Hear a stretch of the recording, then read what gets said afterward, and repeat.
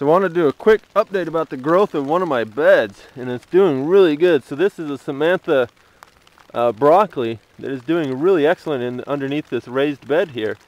I have it covered, and it's doing really well. These are much bigger than what I can get at the store right now, even. And if we peek in there, there's a collard green that's doing really well. Oh, there's a bunch of flies that must have hatched under here that will now escape. But anyways, there's some slug damage on that, or some other type of damage. I'm gonna have to lay down some more slug bait. But I'm really excited about how well this whole bed's doing. So I'll have, I guess I put 2 per square in here, so I've got 24 squares, so I got 48 or so, almost 50 plants in here that I can transplant out later. That's awesome. I'm excited. And I think the other end here is cabbage. Let me see. So, oh, that's early mountain Wakefield cabbage, and this one is early Jersey cabbage. So we'll see how they do later on. But yeah, so we've had a couple of days where we've had some partial sun, and I think these row covers do excellent. I put in keeping in the warmth, I've put a couple of I took the end of one of these off the other day, and the heat coming out of it was really good. It's probably at least 80 degrees in there versus the 70 degree, or I mean 50 degree or high 40s that we have here. And this is something that this row cover here keeps getting blown off, and so the growth isn't nearly as spectacular under here. Plus these starts were substantially smaller, but if you look, they're still doing good. And then a dog got in the far side there. I hate that dog. It's one of the neighbor's dogs that they just let run around the forest for whatever reason, or run around the woods here. But yeah, so that's a quick update of where I am now. On here we can see this bed. These danocales aren't doing so well. In fact, they seem to be growing taller and losing their leaves some more. And then there's some lettuce down there.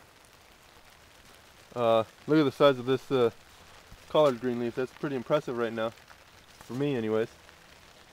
And then there's the bed down there that hasn't really progressed so much, but progressed a bit.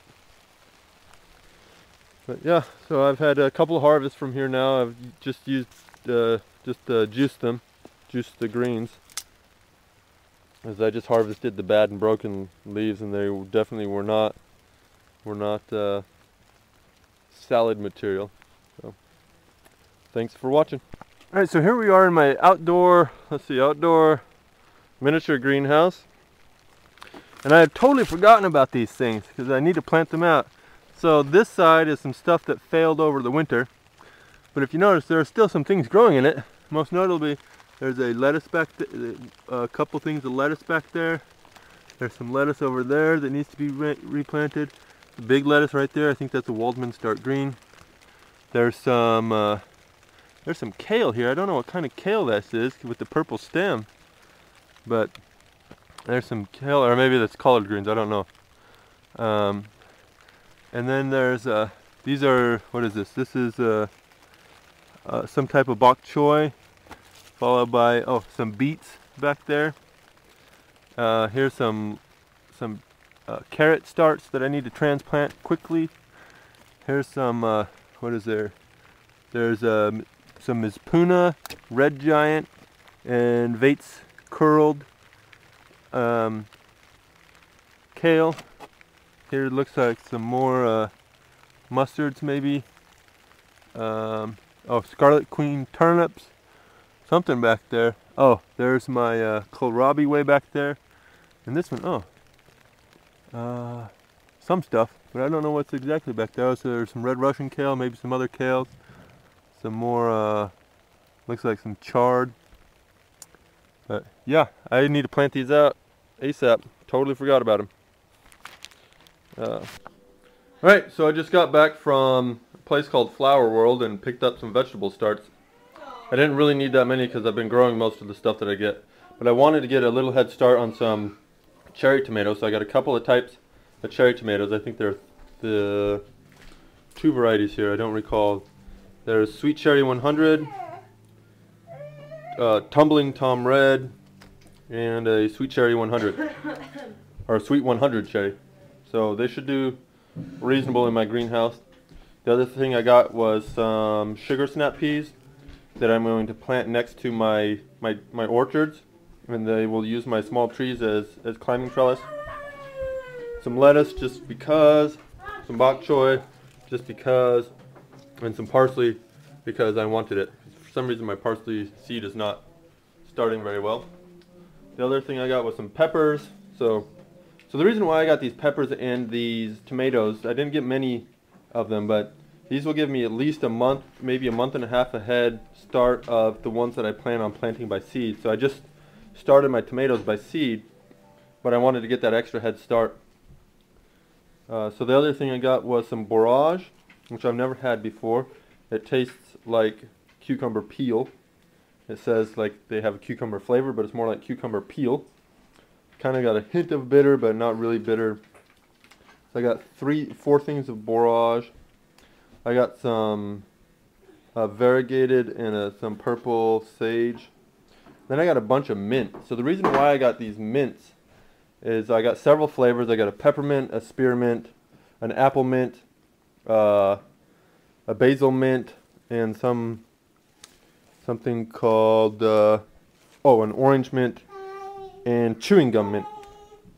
And the reason why I got that is because because this mint does extremely well around here. So anywhere you plant it, it will apparently take over and it'll just grow like a weed, and you'll have troubles removing it unless you dig it up.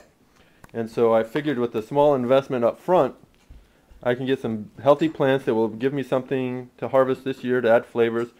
And depending on where I plant them, I can count them growing, you know, like the size of shrubs or whatever. And then the last thing I got that I'm excited about personally is some watercress. I got 2 plants of watercress. The reason why I'm excited about watercress is because behind my house I've got a section of land where it's always probably 9 months or 11 months, 9 months or 10 months out of the year, there's water, there's standing water there. And I can show it to you out of the window here. So if we look down there, you can see that there's this water there, and that will be there most of the year. And if I plan on rebuilding that area with some earthworks, but I can take advantage of that water source to grow things like watercress that need a lot of water, that need standing water year round, and I can eventually fill that whole area up. It goes long, it's probably 80 to 100 feet long, maybe 80 feet for sure, and I can take advantage of the water to grow it, and I'm pretty excited about that. I'm not exactly a fan of watercress, a little bit too spicy for me. But I think it would be good in smoothies every now and again, and to have the whole thing growing with watercress to compete with some of the other invasive non-edible weeds that grow there will be a great thing.